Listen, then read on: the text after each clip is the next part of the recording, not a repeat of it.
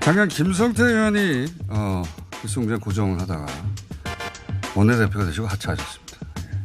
이어서 나경원 의원이 고정을 하시다가 원내대표가 되고 하차하셨죠. 자, 세 번째 고정의 후보를 모셨습니다. 원내대표가 되려고 하다가 못 되신 분입니다. 김학용 의원 나오셨습니다. 안녕하십니까.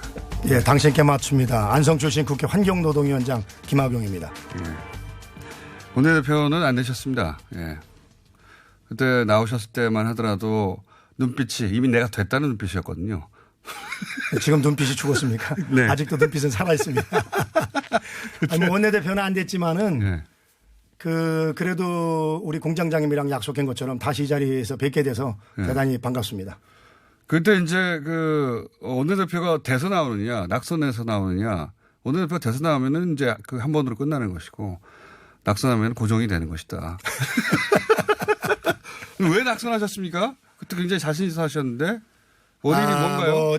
우선 기본적으로는 제가 부족해서 그런 것이고요. 또 언론에서 말 못할 그런 시크릿이 있습니다. 요거 재밌네. 나중에 기회 되면 또 시크릿이요? 말씀을 드리도록 하겠습니다. 그러니까 유리하게 진행되다가 어떤 시크릿 때문에 안 된 거예요? 네, 여러 가지 어려움 속에서 잘 헤쳐나갔었는데 네. 마지막에 조금 의외의 일이 벌어져서 본인이 잘못한 겁니까? 다른 사람이 잘못한 겁니까? 주변에 잘못한 겁니까?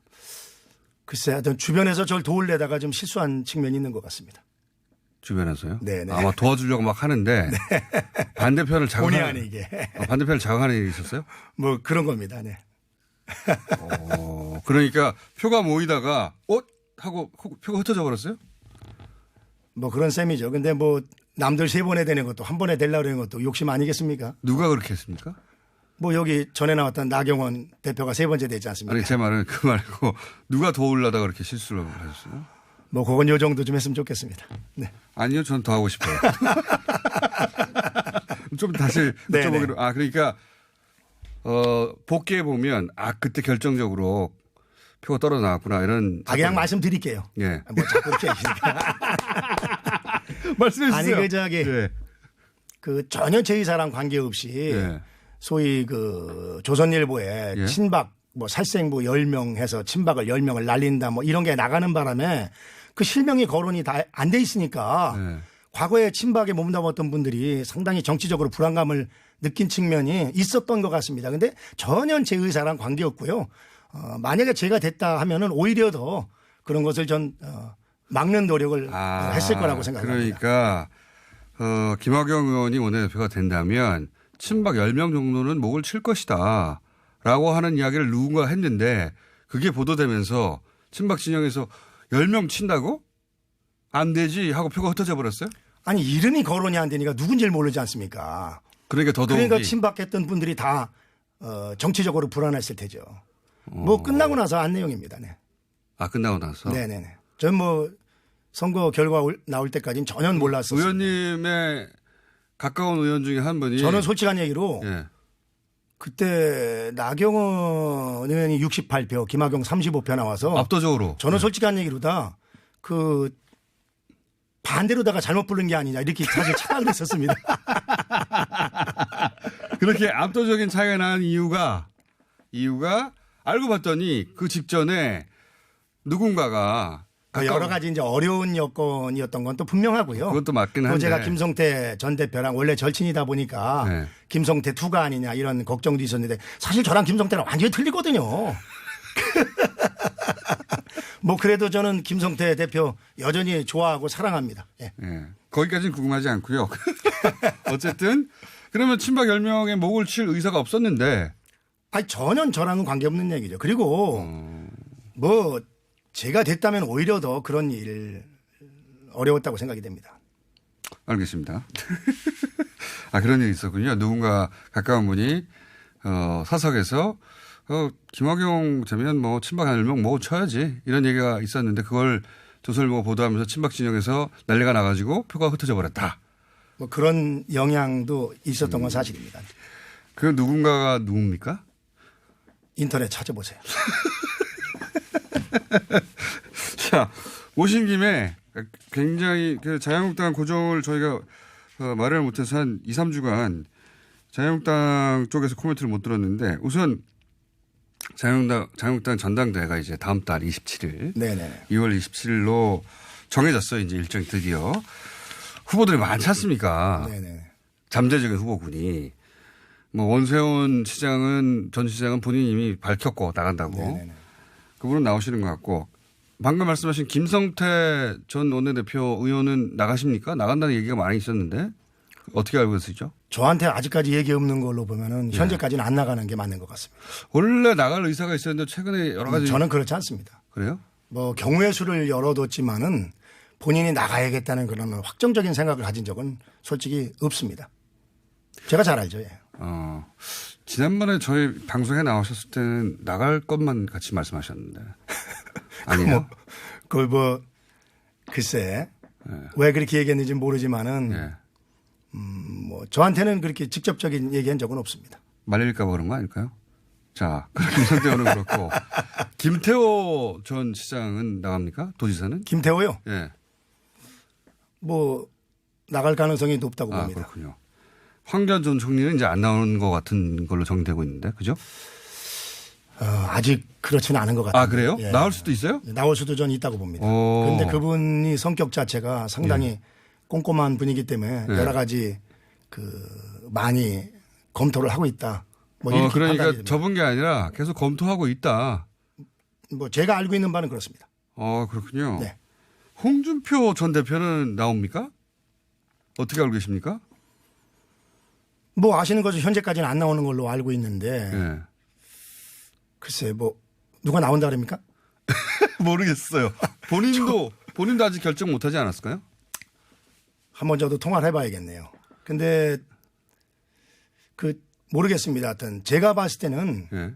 이제 15일까지 지금 집단 지도 체제냐 단일 지도 체제냐가 이제 예. 결정이 되는데 그것이 아마 약간의 변수가 되지 않을까 하는 생각은 하고 있습니다. 다시 말씀드리면은 집단 지도 체제로 가게 되면은 저는 안 나올 가능성이 대단히 크다고 보고 홍준표 대표 성격상. 단일로 가게 되면은 글쎄 변수가 있지 않을까. 한번 출하할 수도 있다. 네. 뭐 만약에 제 단일로 개인적인 생각입니다. 만일 단일이 됐어요. 네. 단일이 돼서 원세훈 전 시장, 홍준표 전 대표, 황교안 전 총리 다 나왔어요. 세 사람. 네네. 지금 거론되는 사람 중에 한 빅3 정도 되는 이분들이 다 나왔을 경우에 양상이 어떻게 될 겁니까? 원세훈이 아니 자꾸 오세훈 점. 예. 그럼 글쎄 어떻게 뭐 됩니까? 원내대표 선거도 못 마친 사람이 당대표 선거를 어떻게 마치겠습니까? 근데 이제 해봐야 알죠. 해봐야 아는데 예. 한간에서 그런 걱정을 많이 하지 않습니까? 뭐 친박이니 비박이니 이런 네. 얘기를 했는데 사실은 나경원 원내대표가 될 수 있었던 것도 소위 친박 프레임을 예. 직접적인 친박 프레임이 아니기 때문에 그렇죠. 된 거지. 그렇죠. 쿠션이었죠. 저는 이번에도 뭐 소위 누가 봐도 친박이라는 분들은 예.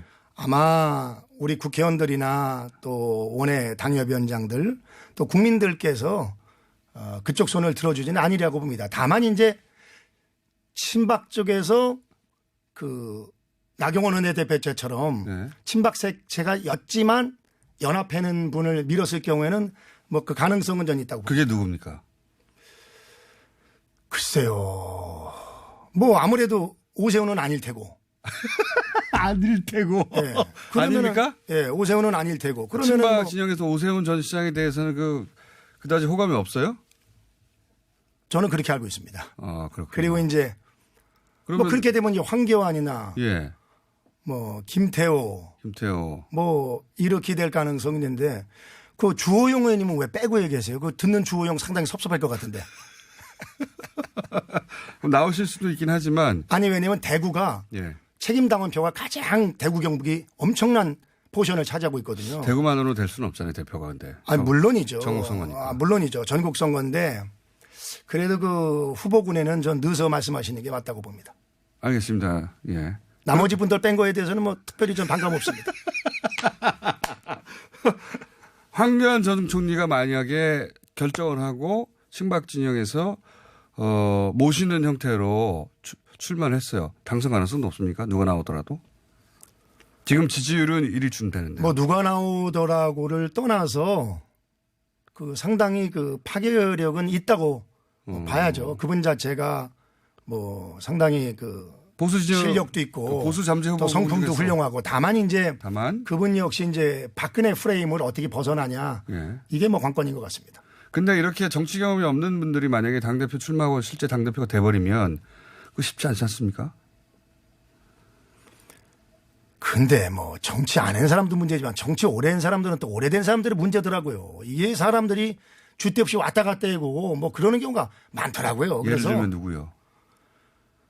저 얘기하고 싶은 자기 굴뚝 같은데 차마 그건 얘기 못 하겠고요. 하여튼 김무성 대표 예. 됐을 때 예.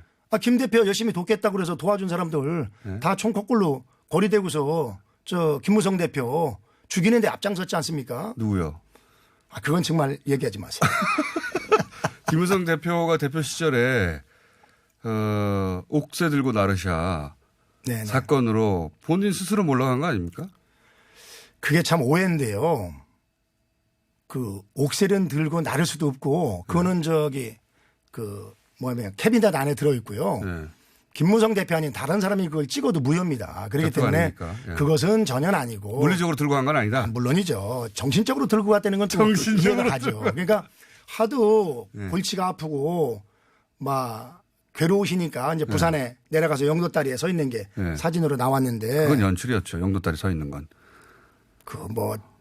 글쎄 연출인지는 잘 모르지만 하여튼 김무성 대표 자체는 정말 성품이 훌륭하고 능력도 출중한 분인데 비서실장 출신이시니까. 예. 뭐 그런 측면도 있습니다. 근데 솔직히 말씀드리면은 그 국민들은 이렇게 피해를 받으면서도 뚫고 나가는 그런 정치를 원하는데 그렇죠. 그런 측면에서 좀 부족한 측면이 있었다 그런 생각은 드는데 또 한편으로 생각하면은 정말 박근혜 대통령을 많이 짝사랑했던 사람이다. 그렇게 짝사랑하는 사람을 왜 그렇게 박근혜 대통령은 못 죽여서 안달이 나섰는지 지금 생각해도 안타깝습니다. 아니 김무성 대표 그대로 도와줬으면 지금 대한민국 역사가 이렇게 안 갔지 않습니까? 글쎄 그건 저도 조금 더 잘 나가고. 그러니까 지금 말씀은 당시 박근혜 전 대통령, 당시에 박근혜 대통령이 김무성 대표를 유난히 미워했고 그런데 뭐 국민이 다 아는 사실이죠. 근데 김무성 대표가 그때 오히려 그렇게 미움을 받으면서도 돌파했으면 훨씬 나았을 텐데 그러지 못한 건 좀 아쉽고. 아쉽습니다. 네. 제가 마지막에 공천 6명 보류했을 때 네. 제가 그랬거든요. 대표님 6명 다 날립시다. 그게 우리가 사는 길입니다. 여기서 약한 모습 보이면 안 됩니다. 그래서 거의 그렇게 하는 걸로 이제 해결이 됐었는데 뭐 오후 한 서너 시 정도에 시간이 없으니까 그날까지 결정을 해야 되니까 네. 저 대표님 그 도와주는 그 당직자들 뭐 이렇게 수행원들 참모들 쭉 마서 의견을 물었는데 대개 한 반반 나오더라고요. 네.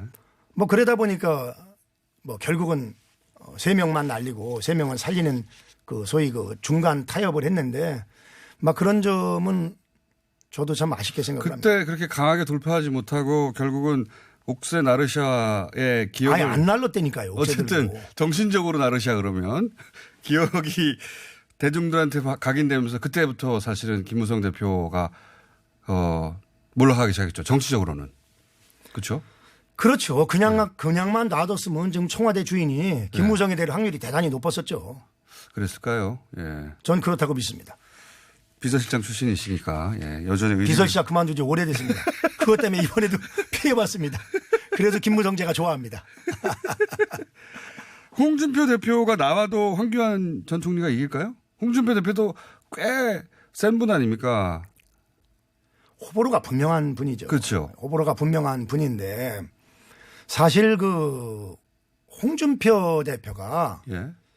본인이 한 거 이상으로다가 그 나쁜 방향으로 매도되는 거는 또 네. 안타까운 현실이죠. 근데 그분 자체는 또 그분으로서의 역할을 저는 충분히 했다고 생각이 됩니다. 홍준표가 없었으면은 아니 그 당시에 뭡니까 자유한국당입니까?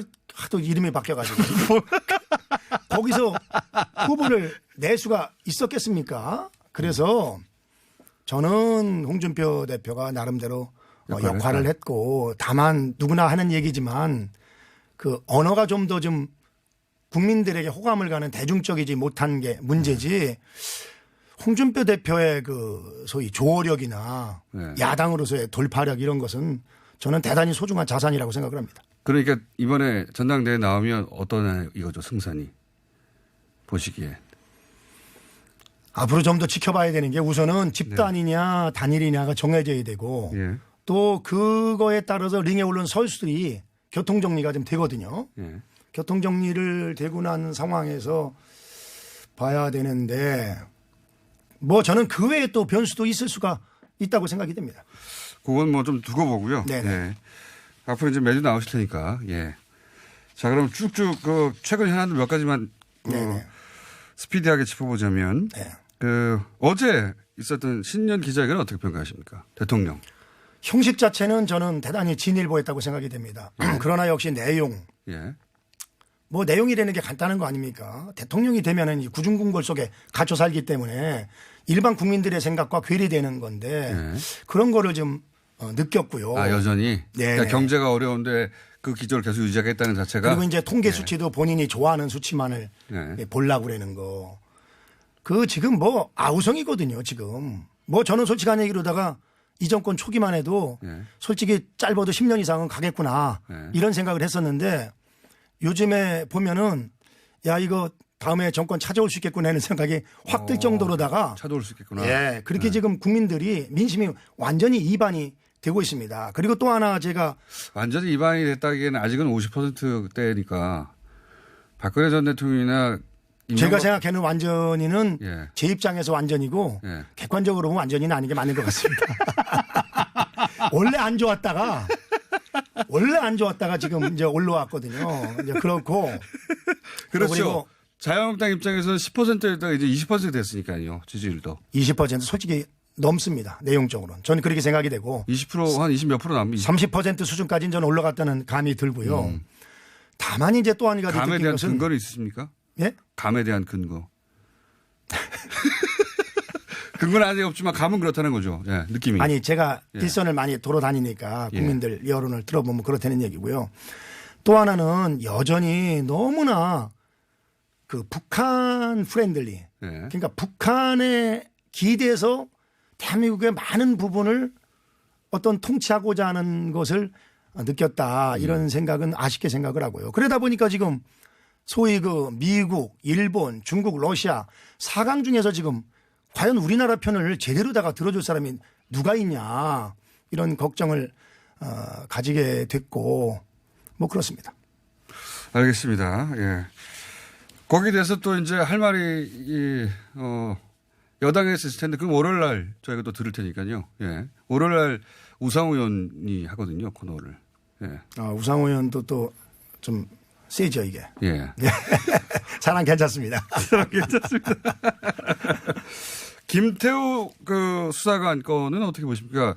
지금 특검을 요구하고 있는데 자유한국당에서는 아예. 근데 김태우 수사관 건으로 지난 연말에 운영이 있었지 않습니까? 운영위는 자유한국당 입장에서 보기에는 실패였죠. 솔직히 그런 것 같습니다. 금방금방 인정하시니까. 그 절호의 찬스였는데 실패였는데 여전히. 준비가 부족했던 게 사실인 것 같고요. 네. 그러나 그럼에도 불구하고 김태우 수사관이 여러 가지 주장하는 것은 네. 대단히 신빙성이 있고 또 사실로 드러나고 있습니다. 신빙성이 하나하나 있다고 보십니까? 밝혀지고 있기 때문에 저는 이렇게 묻고 싶습니다. 민주당이 지금 야당이었다면은 네. 이 김태우 수사관 사건을 그냥 덮고 넘어가겠냐. 네. 아마 난리가 났을 겁니다. 우리보다 훨씬 더. 그렇기 때문에 네. 이것은 역지사지에서 봐도 저는 국정조사를 통해서 털고 것이 맞다고 생각을 합니다. 국정조사가 아니라 아예 특검을 요구하고 있죠. 뭐 특검법 발의. 특검이 됐건 국정조사가 됐건 뭐 둘 중에 하나면 되는 거죠. 알겠습니다. 자유한국당 대부분 의원들 그렇게 생각하고 있는 거죠. 예, 그렇습니다. 예. 신재민 전 성형외과관도 간단하게 언급해 주시면요.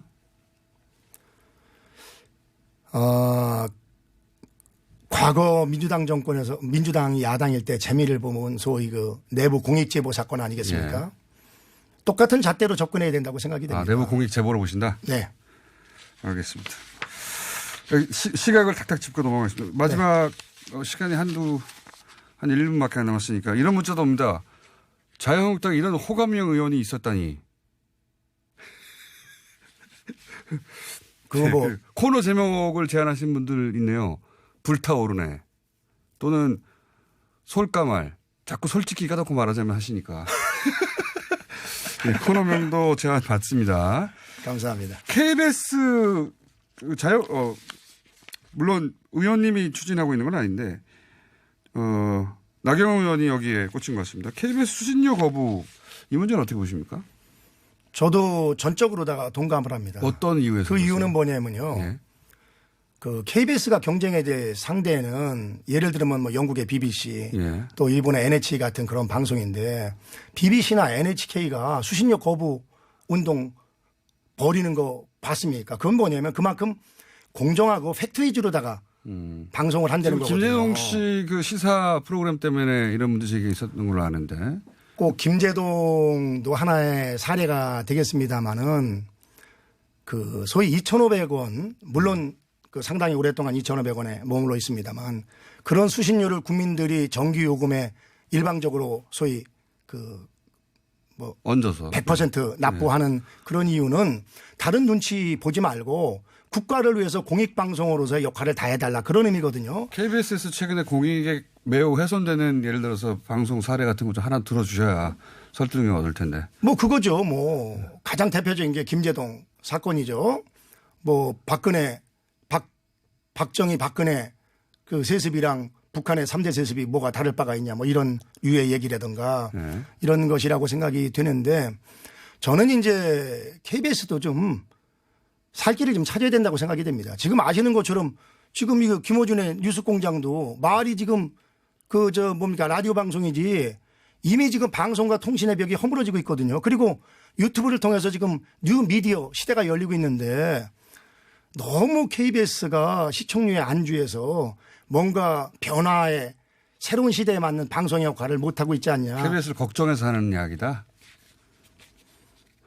걱정뿐만이 아니라 불만이 많죠. 걱정은 그렇게 안 해주시잖아요. 남의 일인데. 불만이 주로 많으신 거 아닙니까? 걱정도 하죠. 왜냐하면 나라를 대표하는 방송이기 때문에 네. 정말 우리 KBS가 영국의 BBC나 일본 NHK를 뛰어넘는 그런 방송이 됐으면 하는 생각은 가지고 있습니다. 어쨌든 지금 자유한국당 입장에서는 KBS는 편파적이다. 공영방송이 지켜야 할 중립성을 지키지 못한다. 이렇게 보시는 거죠. 한마디로 말하면. 거기뿐만이 아니라 모든 언론 환경이 사실 기울어야 되는 건 사실인 것 같습니다. 아, 그래요? 네. 자유한국당의 매우 우호적이지 않은 언론 환경이라고 보십니까? 우호적일 필요성은 없지만 네. 좀 더 좀 공정할 필요성은 있다고 생각이 됩니다. 과거에 뭐 땡전 뉴스니 뭐니 엄청나게 욕했지 않습니까? 네. 근데 뭐 땡전 뉴스는 아닙니다만 아, 그래요? 현 예. 정부에 대해서 지나치게 우호적이고 땡문 뉴스가 너무 많다고 보시는 거예요? 차라리 땡문에는 확실하게 욕을 할 수가 있는데 네. 땡문은 아니고 네. 기술적으로다가 땡문 뉴스를 만들어내는 건 사실인 것 같습니다. 그 구체적 사례는 오늘 여기까지 하고요. 맛보기였고, 다음 시간에 나와서 이거 봐라, 이 기술적인 땡문이다. 이렇게 짚어주시고, 자, 오늘 여기까지 할 텐데, 오늘 방송 들으시고, 이 코너의 성격은 이러하니 코너명이 이래야 되겠다고 생각하시는 분들, 제안 주십시오. 현재까지 들어온 것 중에는, 뭐였죠, 아까? 불타오르네 같은 거, 예. 솔까말 이런 거 있었습니다. 일단 솔까말로 할까요? 어느 게 마음에 드십니까? 둘 중에는? 계속 코너 오면 바꿔갑니다, 저희가.